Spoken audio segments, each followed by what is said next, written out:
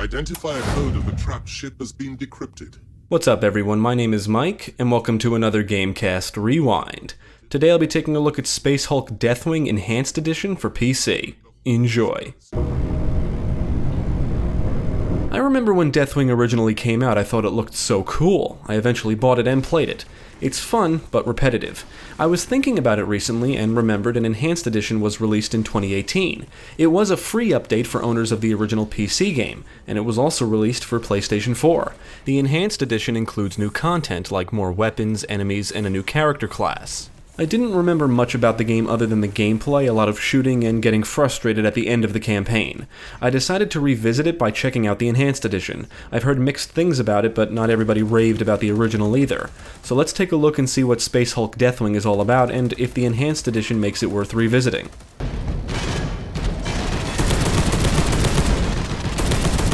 In the campaign, you play as a librarian who can not only use weapons, but also psychic powers. Deathwing is a slow-paced game. You can walk and run, which drains stamina, and break down doors. You can hack turrets to use them remotely, destroy them, disable them, or enable them. Accompanying you are two other Marines, and they will aid you during combat. Before each mission, you can equip your team with weapons. You can equip primary and secondary weapons, and the arsenal is decent. There's plenty of ranged weapons, all with infinite ammo, and sometimes you can carry a secondary weapon, which is usually of the melee variety, like a sword or axe. If you can't carry a melee weapon, you can always use your fist. One of your powers allows you to open the Psi Gate and enter a secure zone where your entire squad is healed, you can change equipment, and any fallen squad members are revived. But you can only open the Psi Gate a certain amount of times per chapter.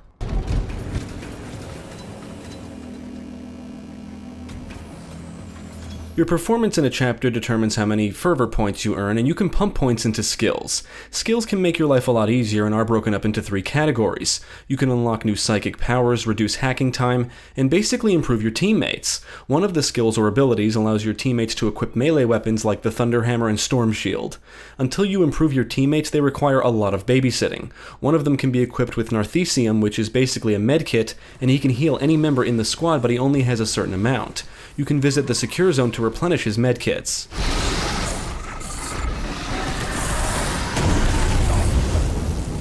Unfortunately, there's no way to enable this guy to heal members on his own, so you have to pay attention to everyone's health.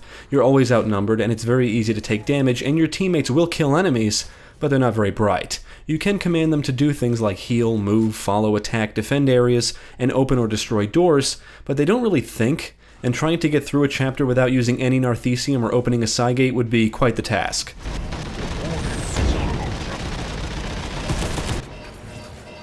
This is a co-op focused game, and while the single player is fun, constantly having to babysit your teammates is not. However, if you put points into the command ability tree, you'll have to babysit them less, mainly because they'll be able to withstand more damage. If I didn't rely so much on Narthecium during a chapter, I would have equipped both of my teammates with Thunderhammers and Storm Shields, since they tend to stay alive longer with that equipment. Sadly, the new content in the Enhanced Edition doesn't do enough to really refresh the experience, if you will. It's still the same repetitive game. There are some new weapons and enemies, but without looking up what the new content was, I couldn't tell you what it was just by playing. The memory started coming back to me the further I progressed, but it all felt very familiar. Evidently, the Stormbolter Mark II weapon is new, and there's some new melee weapons which I didn't get to check out in the campaign mode. I actually do like the arsenal because there is a decent variety of weapons that should cater to different playstyles, and both ranged and melee combat feel pretty satisfying. With ranged weapons having infinite ammo, you never have to worry about running out, and I really enjoyed messing around with each one. But the further you progress, the more it becomes evident that some weapons are just better for certain threats, especially when you're playing with the AI teammates.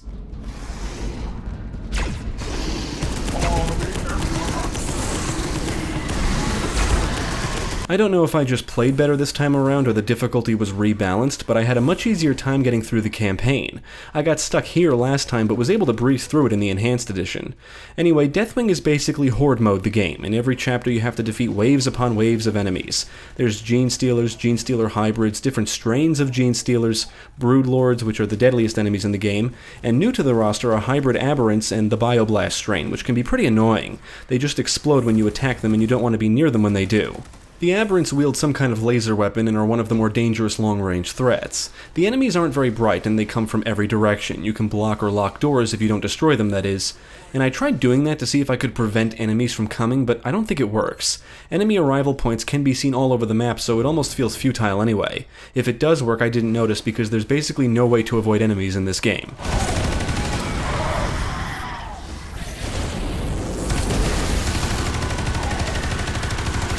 Scythe-strain enemies and broodlords are easily the most dangerous, and they're even more dangerous if your teammates get wiped out. Enemies can move much faster than you can, and your teammates will often draw enemies away from you as well as attack them. Just keep your eye on their health. If you're the only one left, all of the enemies will target you and you'll just get frustrated. Enemies normally come in waves and you can see where they're coming from on your radar. They don't do anything intelligent, they just rush you. Some of the hybrids are equipped with missile launchers, but most enemies utilize melee attacks. The Stalker strain is cloaked and will sneak up on you and inflict a good amount of damage if you're not paying attention. The enemies can be dangerous, but I was always more worried about my teammates since some of the tougher types could take them down quickly. You can always hear enemies coming, but sometimes my teammates wouldn't turn to face the proper direction and take a direct hit in the back, losing a significant amount of health. That can be aggravating. Most enemies go down easily with the exception of the Scythe strain and broodlords, and the challenge is more about dealing with hordes than individual threats. The end of the campaign will throw numerous tough types at you often, but as long as your teammate has Narthesium and you don't waste your Cygate power, you should be fine. Operation finished. One of the biggest problems with the game is the environment. They're extremely repetitive in look and layout. You'll be navigating through numerous locations that consist of a lot of tunnels, massive cathedrals, and similar looking rooms. Your AI teammates will get in your way often because they're not very bright, but also because of how narrow most of the corridors are. Each chapter takes place in a different map, and the maps are huge with plenty of areas to explore. You want to be on the lookout for relics, which act as a form of collectibles, but unfortunately that's the only real reason to explore. Navigation can also be tedious. Not only do you move slow, but many objectives that appear to be close by may require you to go some roundabout way to get there. And by the end of the campaign, I found myself trying to rush from one objective to the next. There's a lot of dead ends and rooms with nothing to do. Chapters can consist of multiple missions, and you'll be rewarded with new weapons and equipment for completing them. Most objectives have you going from point A to B. Sometimes you have to destroy things, activate things, and in one chapter you'll have to escort a cat. You will have to watch out for explosive barrels or canisters, and turrets which can be hacked. Other than those things, there's not many environmental hazards to watch out for. In addition to the campaign and multiplayer is the special missions mode, and in all honesty I think it's the best part of the game. You start in a hub area where you can play through any of the chapters or maps unlocked from the campaign mode.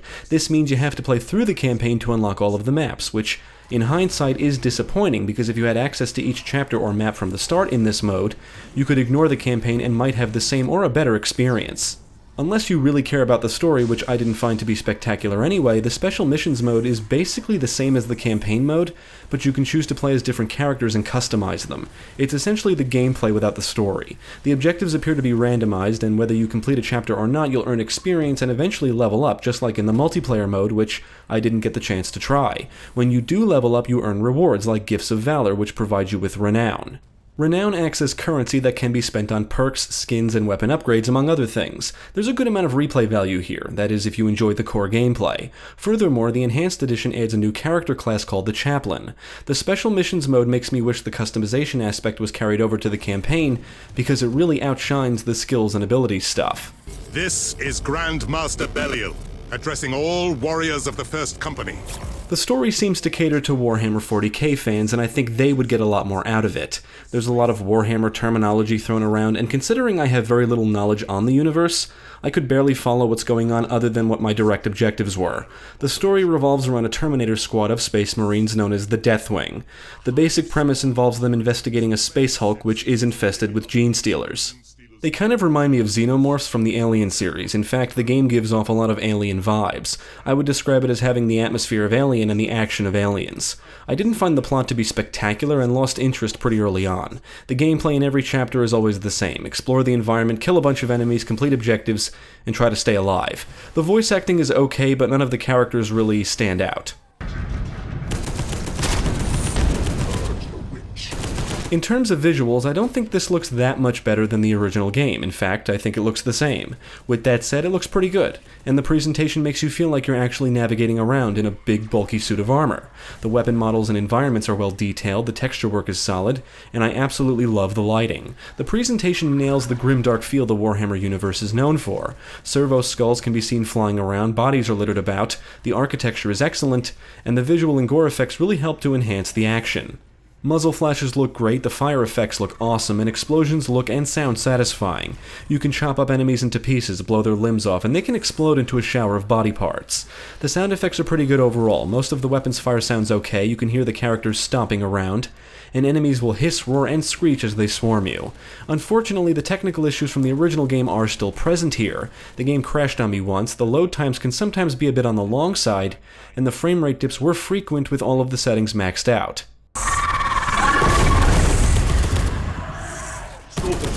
I enjoyed my time with the Enhanced Edition, but it still has the same issues as the original. It's a repetitive but enjoyable shooter, and I have a feeling it's more fun if you have other people to play with. The game is clearly designed with co-op in mind. The Enhanced Edition isn't leaps and bounds better than the original, but the new content is certainly welcome. I'm not going to lie and say this is an incredible shooter, but I think for me it's more of a guilty pleasure. It's slow-paced, repetitive, and clearly caters to Warhammer fans. But the presentation is fantastic and helps to make the action feel more intense. The game conveys an excellent sense of weight to the characters and weapons, and I thought it was cool feeling like a big bulky space marine lumbering through dark environments, beating enemies to death, setting them on fire, shooting them, and blowing them up. There's not really much to it, it's just fun to play. I was always eager to keep going because I just enjoyed the core gameplay despite the repetition and knowing exactly what to expect. If the Enhanced Edition wasn't free for those who own the original on PC, I would say it isn't worth it unless you really enjoyed the original. If you've never played Deathwing before and are interested, I would say play this version. It doesn't offer a vastly different experience, but it does have more content, which isn't a bad thing. Unfortunately, it retains many of the technical issues from the original, but none of them really ruined the experience for me. I would recommend this to fans of action games and shooters, but you might want to wait for a sale unless you have some buddies to play with. The whole game is basically just horde mode, but if you like to shoot shit, then Deathwing can be a lot of fun. The first scans of the Space Hulk have revealed a Dark Angel ship that dates back to the Age of Heresy. It is located in the heart of the Olethros Space Hulk. This ship from our ancestors seems to be protected by a mysterious energy field. Thanks for tuning in, I hope this video proved helpful. Stick with GameCast for more quality content including the latest gaming news, podcasts, let's plays, and even more reviews. Be sure to check out my channel, Gaming Pastime, for new game reviews released every week. My name is Mike, and I thank you for watching. Brothers, retribution is at hand. It is our strength. We are the sons of Caliban. Let fury guide your weapons. Let vengeance be your song. We are the angels of death, and our enemies shall fall!